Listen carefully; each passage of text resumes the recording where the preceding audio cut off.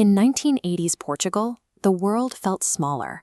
Knowledge was contained in physical objects, encyclopedias, library stacks, and the quiet observation of the night sky. At 11 years old, Nuno Lopes was already captivated by the massive scale of the solar system. He spent his time in Casalino, memorizing the distances between planets and the orbits that kept them in place. At the time, science was treated as a collection of separate boxes. We studied the stars through one lens and microscopic particles through another, assuming they were governed by two entirely different sets of rules.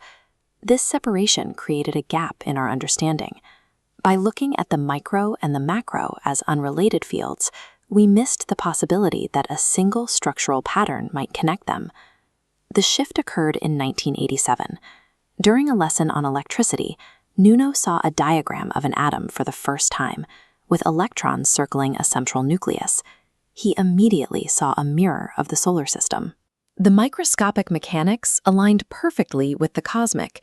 He was struck by the simplicity of it. To him, it seemed impossible that this identical structural pattern was a mere coincidence. He began to wonder if there was a common denominator, a universal mechanism that functions the same way regardless of size.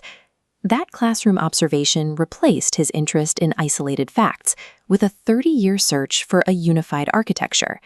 The Mechanics of All views the universe like a matryoshka doll, where each layer of reality is nested inside another, scaling infinitely. He envisioned a universal gear mechanism. The movement of a small component provides the structural foundation for the larger layers surrounding it.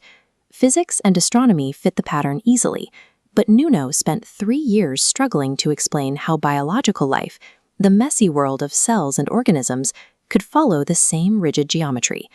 Compared to the clean circles of a planetary orbit, biological tissue looks chaotic. The boundaries are irregular, and the structures are packed tightly together in ways that don't immediately look like gears. He eventually found that by looking at the shared boundaries where cells meet, the same mechanical constraints appeared. Biology wasn't an exception. It was a more complex expression of the same organizational system. Over the following decades, Nuno continued to refine his model in isolation, while global science began to probe the extreme edges of reality. When the Higgs boson was discovered, it confirmed a field that gives mass to all particles. It provided the lowest common denominator Nuno had hypothesized, a base layer that makes the rest of the physical hierarchy possible. At the same time, mapping the Laniakea supercluster revealed galaxies aren't just floating in a void. They are organized into massive, interconnected filaments that mirror the neural and cellular networks seen at microscopic scales.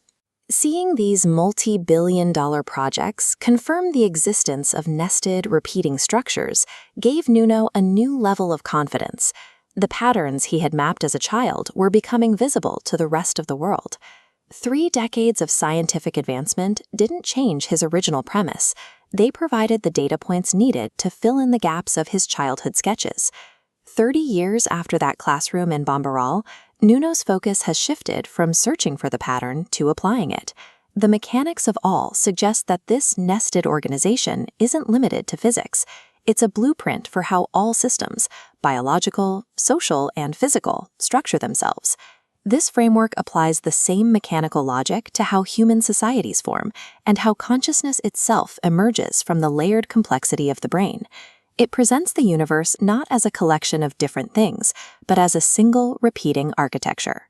When the difference between the tiny and the massive is stripped away, we are left with a single realization.